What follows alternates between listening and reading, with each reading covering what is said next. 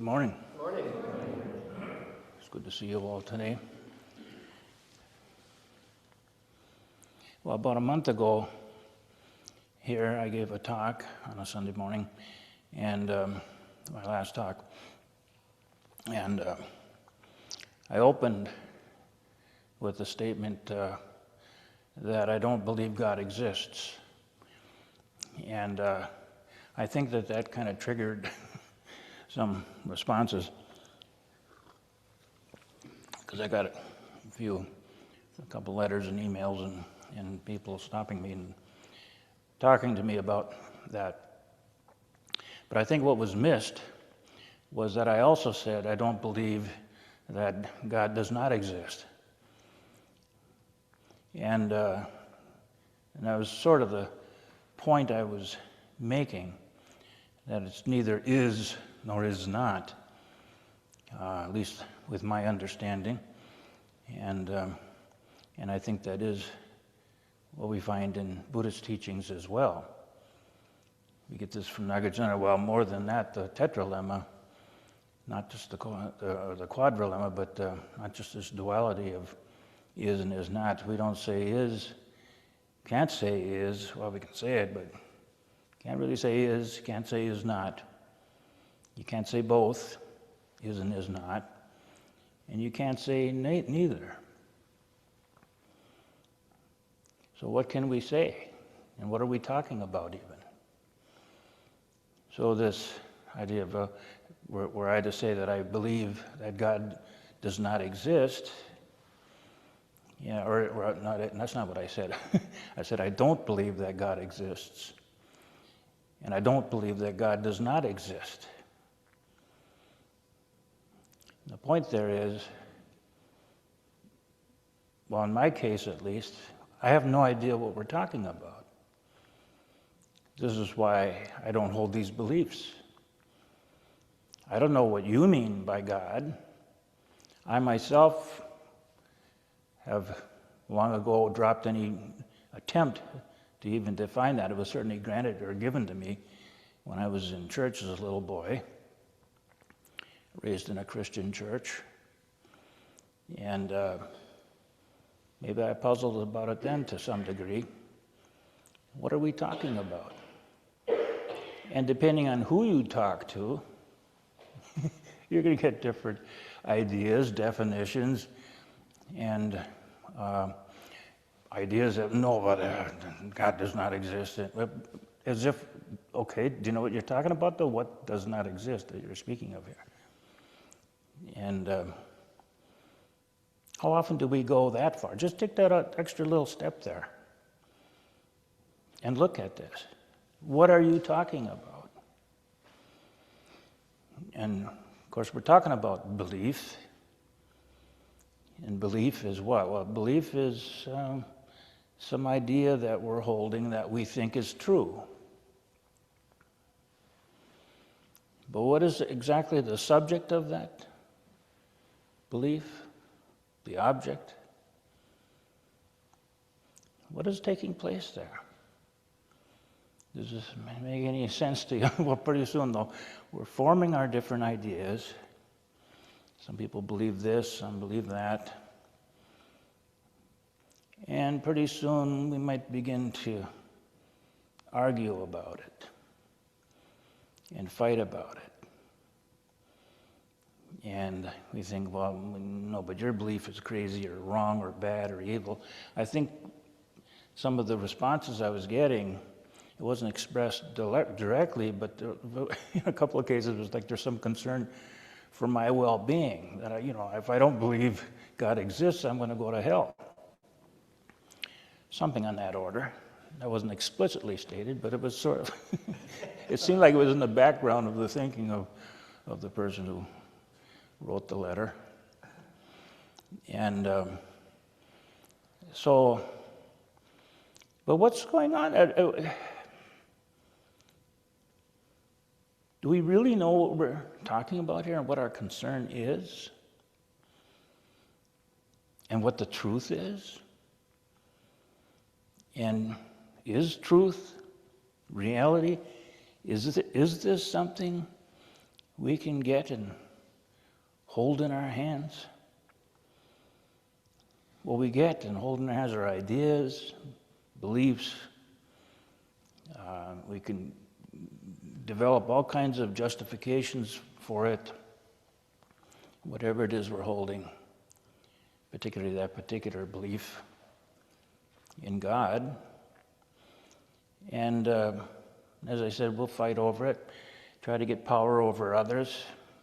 You can't have your religion here, and now ours. We want ours to be taught in schools, and because this is right and correct, and others find that would be terrible. And anyway, it's just grounds for squabbling, fighting. Is there any rest in this? Is there any foundation to it? Can any of you show us the foundation for such a view that it could hold up? If it were true and real, it should be unquestionable. Well, maybe we can question it for a time, but sooner or later, it would seem that one or the other of these views, if any of them are correct, would hold up. And yet we will fight to the death over things like this. We will go to wars over things like this. And not just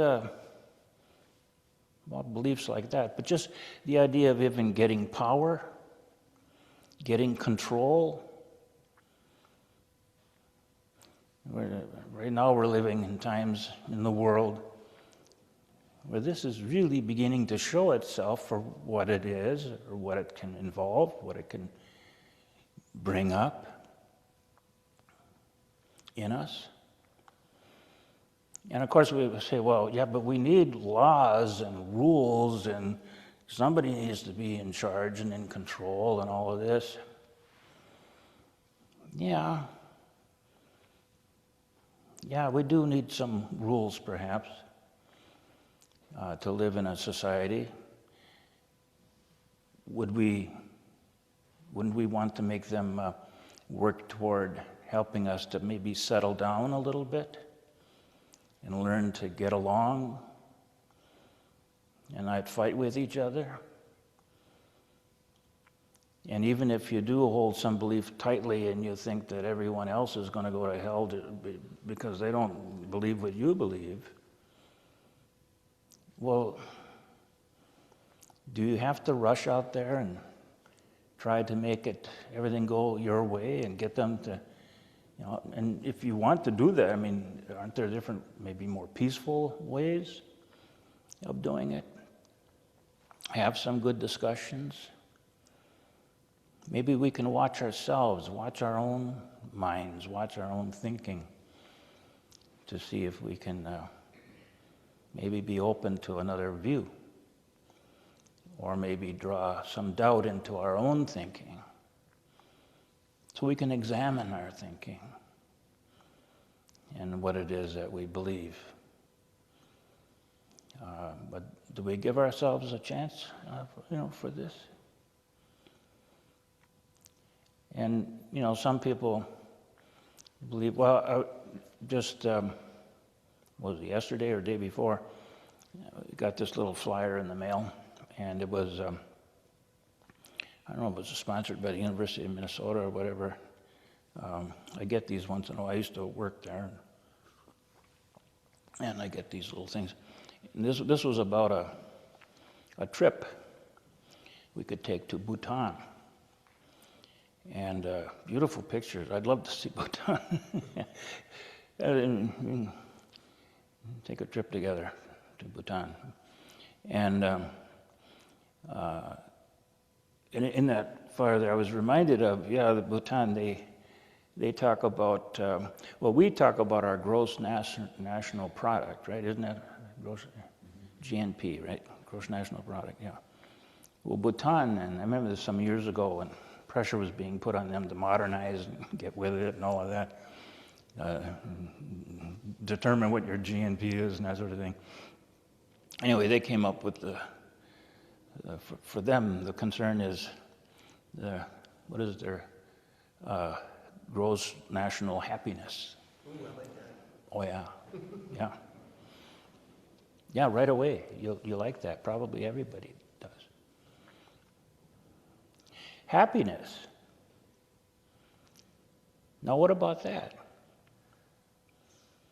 Do we see that when we're fighting with each other about this or that?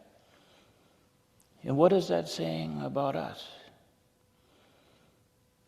Or you're the wealthy business person, and yet much of your wealth that you're accumulating for yourself, you have a lot of workers out there who are just barely scraping by.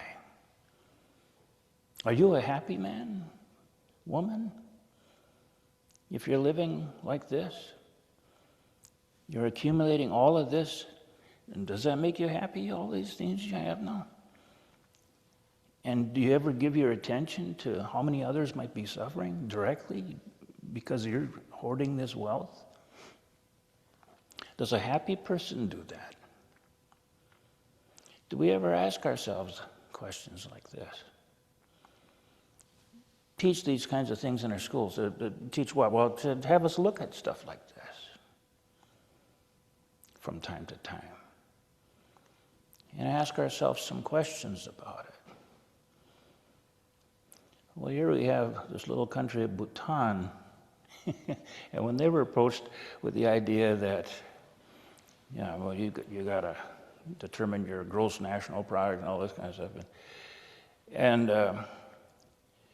what is it to? Because we're supposed to find our happiness through the accumulation of wealth. Does it come from that? We've had studies that show, like, well, as long as you're not in dire poverty and this sort of thing, once you get to a certain level of affluence, it's fairly modest. Your happiness doesn't really increase any. Not from the accumulation of wealth. In fact, I would say it makes your life more miserable. All the things you have to be thinking of and taking care of, even getting caught up in the fact that somebody else now has just about the same kind of wealth. You want to be number 7 on the list. Somebody else beats you out. Now what do? You deprive your workers of more? I mean, this is the world that we're in, and many of us, whether we're super wealthy like that or not, but with our countries, our wars, or this and that, and one thing, just on and on and on, in the way we interact with each other. Here's where the thinking and the motives is. We teach ourselves that, if I had more money, I'd be happier. Well, is that true? Do you examine that? But we don't. We're not given to study this or to think about this so much, because I think if we did, we would begin to notice there's something off here, and there's no rest in it. And bringing together with this. Also ideas about something like God and an afterlife, or, does it all end here, or does it go on? And big question marks here, everywhere. Are you happy? Does the way we're living in here, are we constructing a society here that engenders happiness in us? And some understanding. But I would say that as soon as you take hold of something, like, say, that belief, say, in God, begin to notice that nobody has it pinned down. Yeah, you've really taken this on. You really believe this. Maybe you really do. But look at it. Look at how entwined this is with all kinds of human misery. and misunderstandings and hatreds and worry. Well, I might make it to some, glorious place, but my loved ones, will they? And what do? Do I work on them to get? Again, it's endless. Or in the area of money making and all of this. And again, we need laws, we need regulations, we need, leaders, but can we find any enlightened leaders?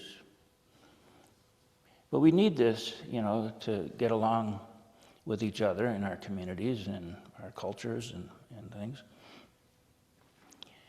But this matter of morality, getting back to these concerns that were expressed to me after I made this statement a month ago, that I don't hold a belief in God, because I really don't have any idea what we're talking about. Truly don't know.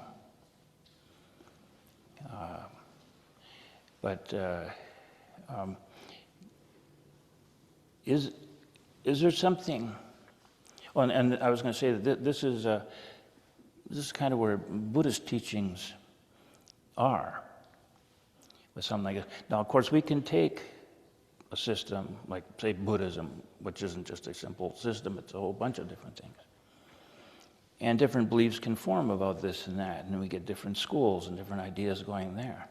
But every one of these, there's some grasping going on there, taking hold of certain views and then arguing about it and saying, well, this is what the Buddha said and this is what he meant. And this is why I love Nagarjuna so much, because he examines all of this stuff. 2,000 years ago, well, almost 2,000, but he was really examining all this stuff. And I struck my heart early on. I first ran into this guy when I was in my 20s, and there was something different about this. And I've been looking at him and thinking about what he's pointed out ever since. Well, by the time I was in my 30s, I started to really see what he was pointing out. And I would say that where this is going with what he's pointing to there, it isn't a particular thing. It gets a name, Majjhimaka Buddhism, or Majjhimaka school or whatever. Yeah, because we'll do that when we grasp it, and then we have the scholars who will grasp this that Nagarjuna said or wrote down, and others would translate it this way or that way. And so I'm working on a book right now. I'm trying to really clarify, really examine what Nagarjuna is laying out there for us and see if maybe I can kind of clarify it a bit. And but the point I'm trying to make here now, that he does this, and this is what's so difficult about it, he does this without laying down, this is it, or that's it, this is right, and this is where you should go. He never does that. He just shows what you do when you do that. And this brings us right back to what it was that the Buddha taught, what it was that the Buddha saw. And yet, again, we take it up with our ordinary minds, we will turn it into some formed kind of teaching, or a belief, or something like this, and it can unfold in different ways. Buddhists in general, I think, do kind of get along with each other, the various schools and traditions and things, because that is behind where much of this is coming from. But even there, though, there can be differences, and we might want to, quarrel with each other if we're not careful. This can happen. But here we have this little country of Bhutan,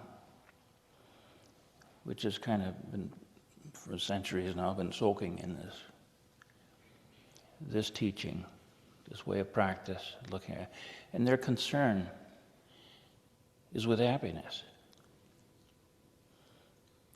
Because happiness will be there with just an opening up to just this. And not saying it's a particular way or insisting that it is a particular way, that it has to be a particular way. And that other particular way that you're pointing to, there's no need to go there. Because look at the human world as we find it. Is there any rest anywhere? Has anybody really ever settled anything out here? No. It's like one continuous squabble and difficulty. You know, we come into this as little children, and depending on how the life circumstances might hit us, and you know, what order, and any number of other things, and we get tossed about and tossed about and tossed about. And it's very difficult for us to really find a peaceful mind here, to experience actual happiness. Again, the wealthy man, it makes him happy that he can buy this and that. Is that actually happiness? Is that a happy man? The conqueror in war, is that a happy man? The feeling in individuals that you need to become something like that to have that kind of power or wealth or whatever. But even at smaller scales, you know, to be the, I don't know, lead person in your company, your outfit, or whatever. Any of the, it's just on and on. If we just look at that one word, happiness, do we find happiness in our life concerned with things this way, that sees things this way? And I would say that no, this is just this continuous unrest, and you'll never find any way to settle out or have any real true understanding of what this life is. It is only when we let go. And we find this in people who, not just in ancient Buddhist teachers. This is Socrates. We find this in other traditions. A person who, he was deemed by the ancient Greeks to be the wisest. Well, that was the oracle at Delphi or something. And called him the wisest of all men, I guess. And why? Because he knew that he didn't know. This was Socrates. And it wasn't like he just crumbled away and died because he didn't know. But he questioned, he looked at it, and people would hold up this or that, and then he would just look at it and question it. And with wisdom, you'll see that nothing gets settled in this way. The term Nagarjuna uses emptiness. We find that this or that is empty of any kind of substantiality, empty of any self-nature. Everything is like this, including you. Just look at that term itself right there, you. What does that refer to when you say I, me? What are you referring to? It's like when we say God, we think, well, we have some. Then we say me,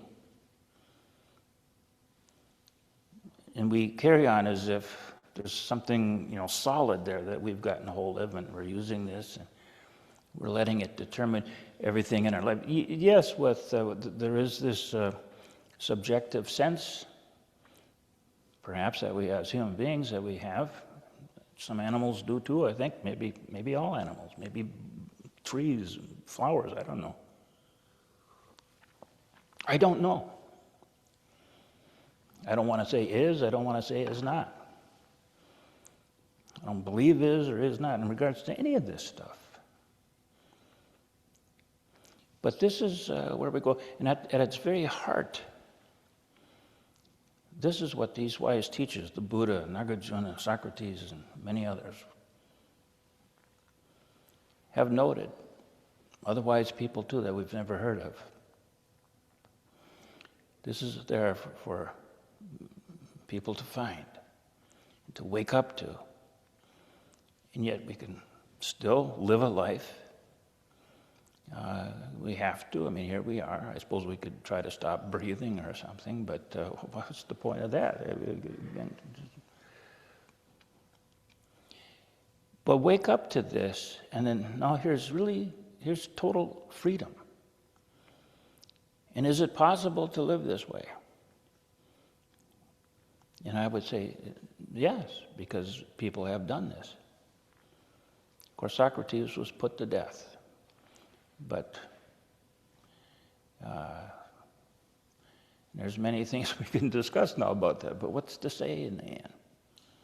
There is this way to wake up to and to live out. And a word that goes very well with that, a companion word to that perhaps, is happiness, I would say. And we have this beautiful passage that the Buddha gave us, or so we might think. Did this come from the Buddha? You know, who's the Buddha? What was the Buddha? We say Gautama. Yeah. Okay, that's fine. That's good. I'm not showing disrespect at all for any of these people. Even the ones now, today, in our own time, giving us so much trouble. I want to respect them and try to understand them and try to help them or others to see the folly, you know, the way that we live. But we don't have to live this way. Here we have this passage where the Buddha speaks of one who's living out of awakeness. And he says, they speak the truth, are devoted to the truth, reliable, worthy of confidence. They never knowingly deceive others for the sake of their own advantage. What they have heard here, they do not repeat there, so as to cause dissension there. Thus they unite those that are divided, and those that are united they encourage. Concord gladdens them. They delight and rejoice in concord. And it is concord that they spread by their words. They avoid harsh language and speak such words as are gentle, soothing to the ear, loving, going to the heart, courteous and dear and agreeable to many. They avoid vain talk and speak at the right time in accordance with facts, speak what is useful, speak about right wisdom and right practice. Their speech is like a treasure, at the right moment accompanied by arguments, moderate and full of sense. That's the Buddha.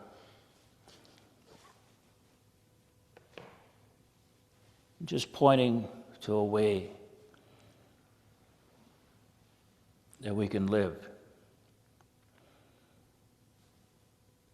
People such as that, they don't push their way upon others or say that you must follow this or stop what you're doing and practice in this way. Just pointing out that it is possible to live in this way. And I would say that if you're living out of a heart and a mind that sees in this way, to that extent, this is happiness. And you can notice from that place, is it a place? I don't know that it's a place, but language maybe makes me say that. But from there, we can really see the moment that we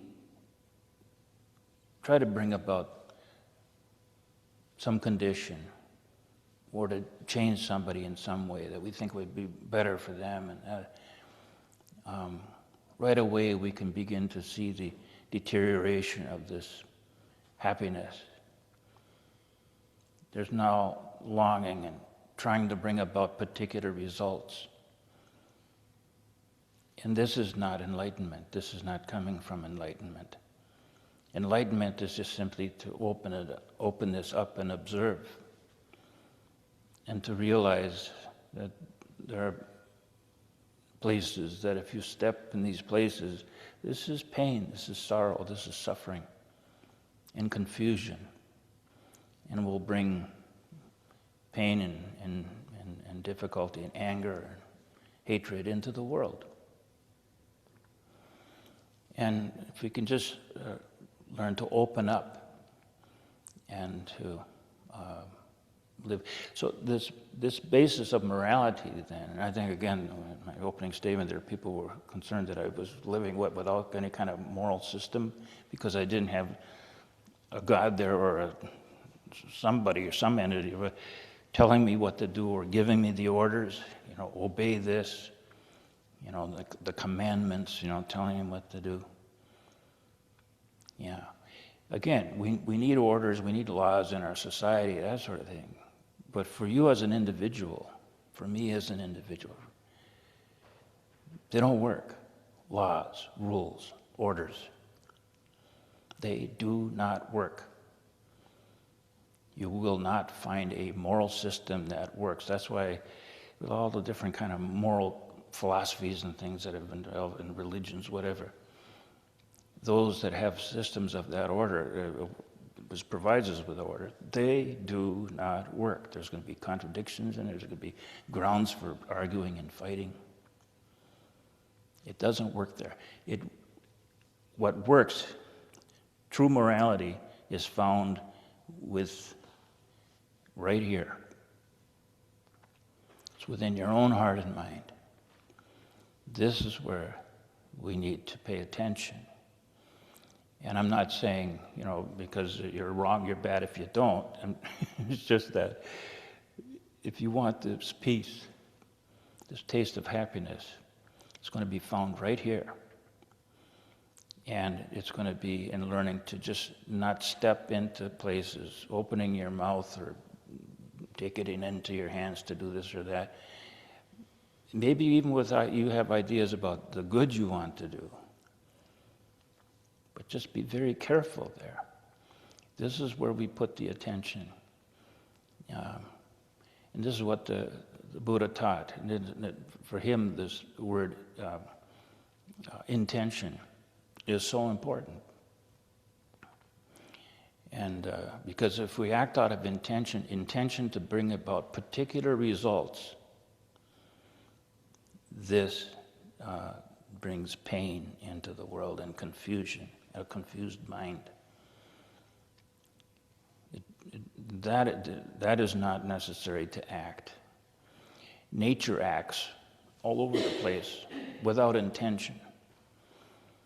It doesn't intend to produce the tsunami or anything else, or the wonderful day, like we have this incredibly warm day now today.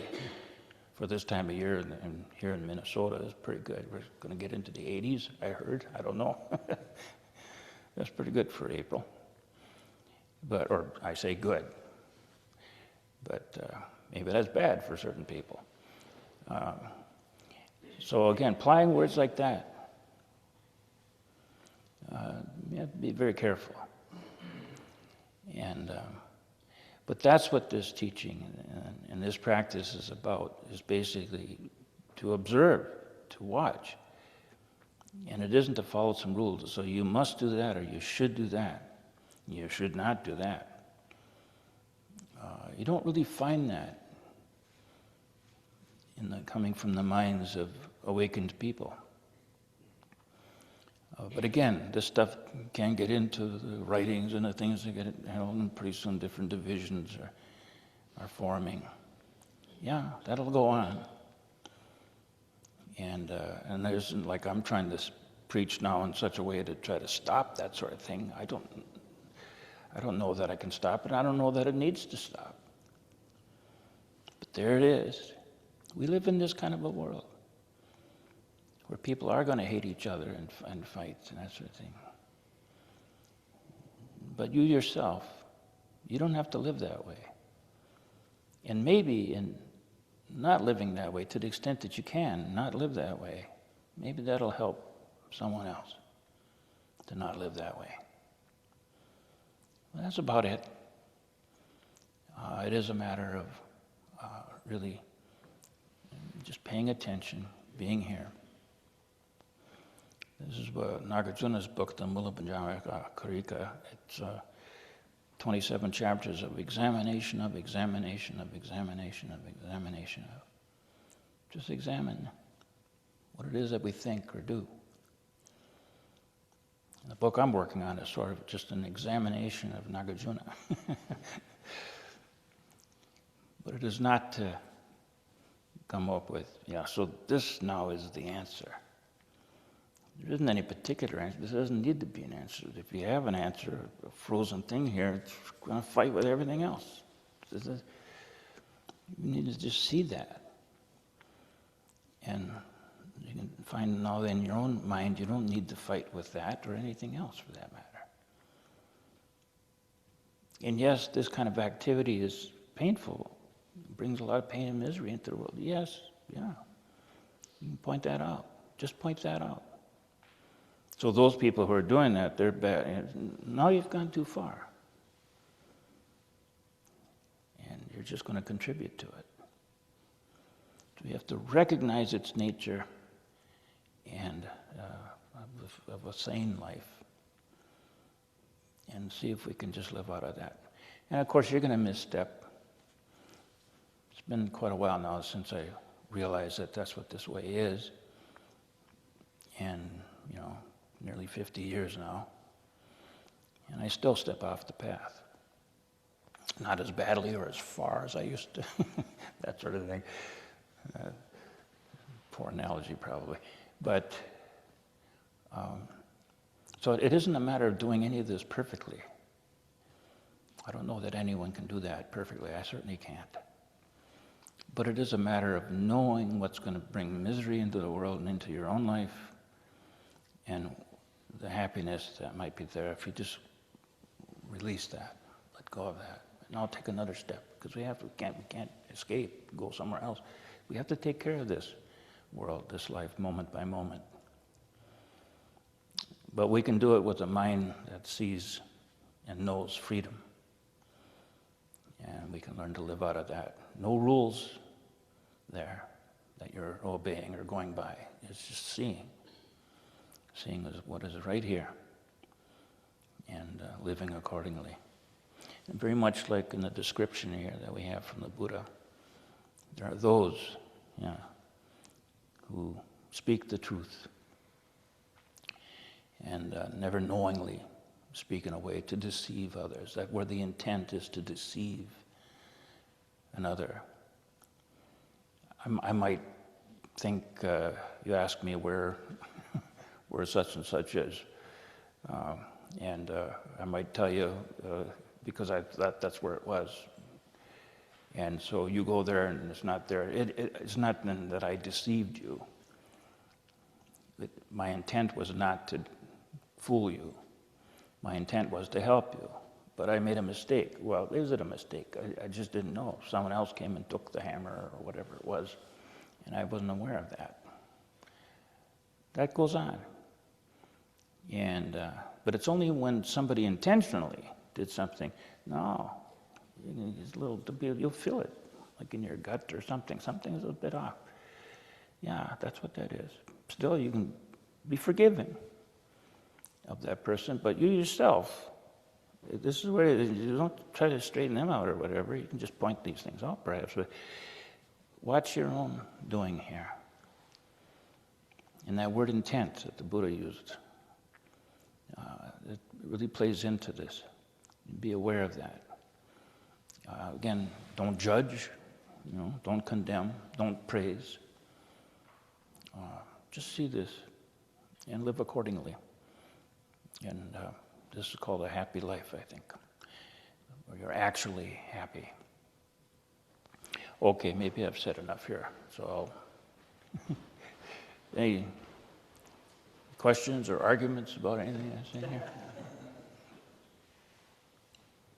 You can argue if you want. I can take it.